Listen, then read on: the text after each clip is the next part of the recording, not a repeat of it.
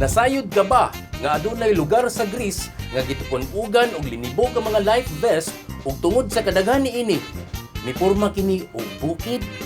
Kung nganong naingon ani ug kung kinsa ang nanagiya niini, kana mao ay atong sayron karon sa atong episode nga The Secret Mountain of Life Jackets.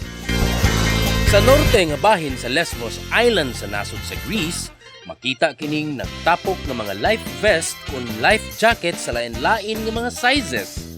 Bana-bana sa mayor sa Maytilin, dulan sa tunga sa milyon na ka mga life jackets ang anaa karon sa dapit nga gituhuan nga iya sa mga refugees ug migrants gikan sa Syria nga miagi sa dapit aron makasulod sa Europe.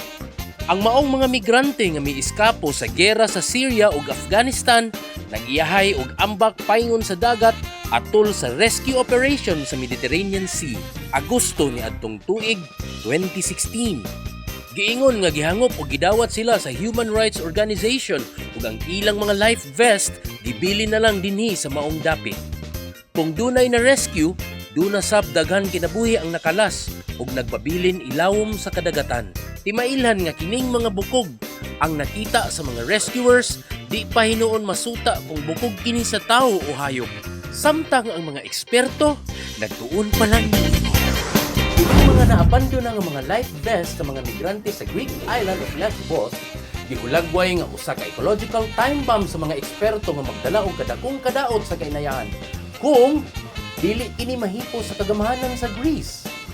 Sumao na lang kadto ang atong edisyon karon, hinaot naghatag kini og dakong kaalaman kaninyo. Kini na lang si Marvin Didig nga susama ni Blaise Pascal nagaingon nga mas maayo nga aduna kitay hustong kahibalo sa tanang mga butang kaysa nagatutok lamang kita sa usa ka butang.